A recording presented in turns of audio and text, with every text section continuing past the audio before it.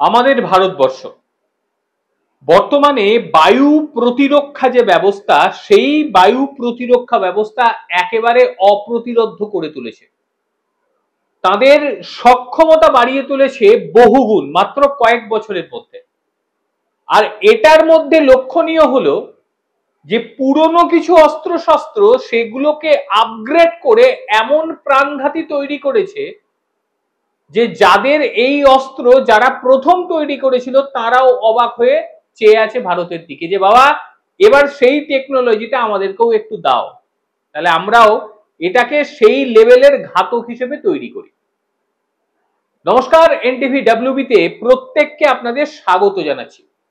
সম্প্রতি ভারতীয় সেনাবাহিনী তারা হোয়াইট টাইগার ডিভিশনের 9K33 ওসা AKM ক্ষেপণাস্ত্র সফলভাবে পরীক্ষা করে ফেলেছে। একেবারে লাইভ ফায়ারিং টেস্টিং যেটা তারা করেছে 30শে মার্চ 2025 সালে ওড়িশার গোপালপুর সিওয়ার্ড ফায়ারিং রেঞ্জে। মোদ্দা কথা চুপিসারে হয়েছে। তারপরে বিষয়টিকে প্রেসকে জানানো হয়েছে যতটুকু জানানো প্রয়োজন, মানে সোশ্যাল ডোমেনে যতটুকু রয়েছে বা পাবলিক ডোমেনে যতটুকু রয়েছে তার বাইরে এক চুল কথাও কিন্তু আমাদের জানানোর কোন রকম ইচ্ছে নেই। খালি যেটুকু জানানো প্রয়োজন সরকার থেকে যেটুকু তথ্য দিয়েছে ততটুকুই আমিও পরিবেশনা করছি।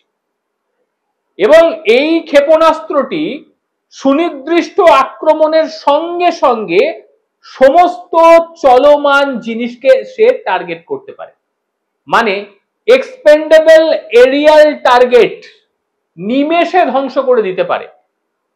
এবং এই পরীক্ষা ভারতীয় বায়ু প্রতিরক্ষা ব্যবস্থাকে অসম্ভব শক্তিশালী করে তুলেছে। হোয়াইট টাইগার ডিভিশনের যে শক্তি, ভারতীয় সেনার হোয়াইট টাইগার ডিভিশন আর কৌশলগত প্রস্তুতির আক্রমণ করার দক্ষতার জন্য রীতিমতো পরিচিত হয়ে রয়েছে। এখনো ভারতীয় সেনাবাহিনীর এই অপারেশনাল প্রস্তুতি নিশ্চিত করার জন্য এই ডিভিশন নিয়মিত কোনো না কোনো কৌশল বা পরীক্ষা তারা করে থাকে প্রতিদিনই।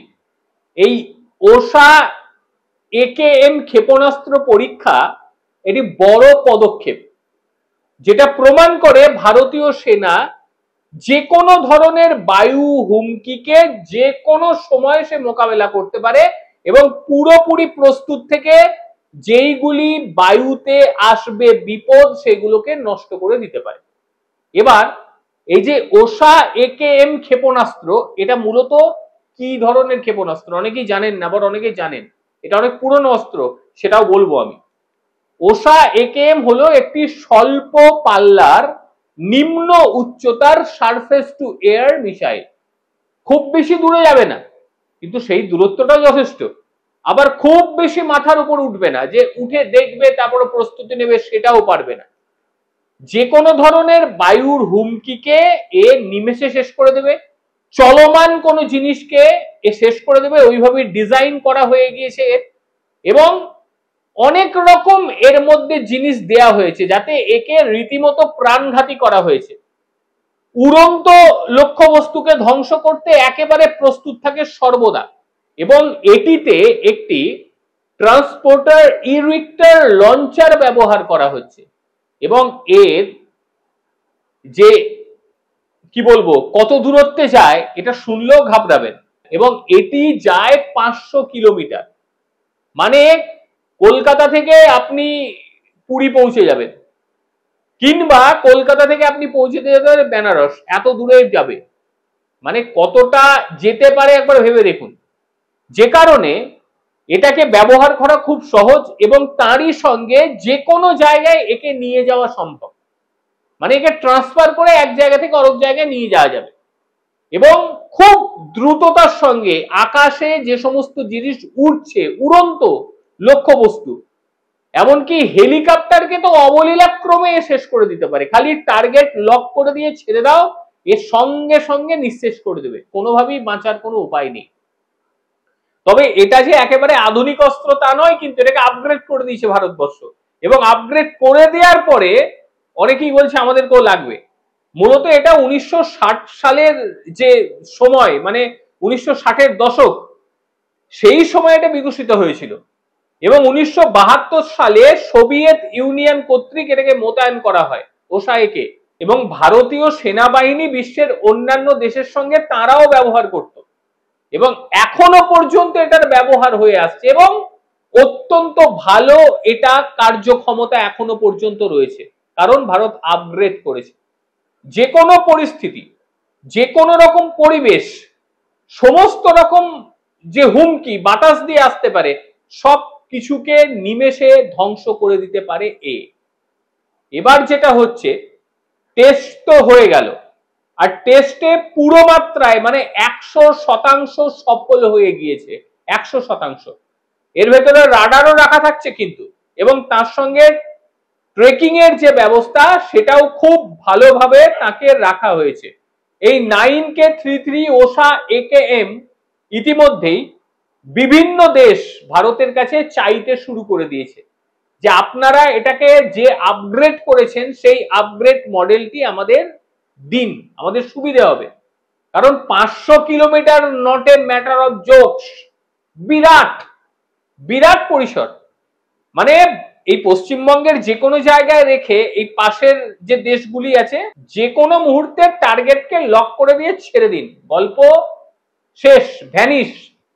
আর প্রতিদিনই ভারতবর্ষ নিত্য নতুন জিনিস আবিষ্কার করে চলেছে, নিত্য নতুন, আর প্রত্যেকটা একটা থেকে আরেকটা উন্নততর, যেগুলো নিয়ে অবশ্যই ভারতীয় হিসাবে গর্ব তো আমাদের প্রত্যেকের হওয়া উচিত, আমার তো অবশ্যই হয়।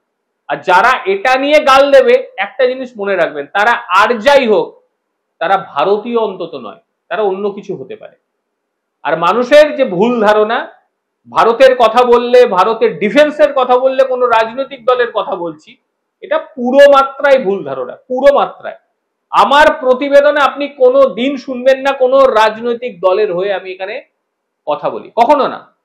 ভারতীয় ডিফেন্স নিয়ে আলোচনা করি, ভারতীয় প্রতিরক্ষা নিয়ে আলোচনা করি, একেবারে জিও পলিটিক্স নিয়ে আলোচনা করি, তাতে রাজনীতি এলো কোথার থেকে? কিন্তু কিছু মানুষ আছে, তারা ওই সুখে সুখে, কুকুরের মতন সুখে সুখে এর মধ্যে রাজনীতি শুরু করবে। মানে একটা দলকে এরা এমন ভাবে জড়িয়ে ফেলেছে যে ভারতের উন্নতি মানেই নাকি ওই দলটার উন্নতি। ভারী অদ্ভুত, পরিবর্তন হওয়া উচিত। ভারতের উন্নতি মানে আমাদের প্রত্যেকের উন্নতি, এবং সেই উন্নতিটা আমি উপভোগ করি, এবং আমার যেটা বিশ্বাস যে আমার দর্শক যারা রয়েছেন তারাও এটা উপভোগ করেন, মনে মনে শান্তি পান। আজকের প্রতিবেদন আপনাদের ঠিক কিরকম লাগলো, আর এই নতুন 9K33 ওসা AKM এই যে ক্ষেপণাস্ত্র সফল পরীক্ষা, এটা নিয়ে অবশ্যই আপনারা আপনাদের বক্তব্য জানাবেন। প্রত্যেকে ভালো থাকবেন, সুস্থ থাকবেন, আবারও দেখা হবে অন্য কোনো দিন অন্য কোনো ভিডিওতে। ততক্ষণের জন্য নমস্কার, ভালো থাকবেন।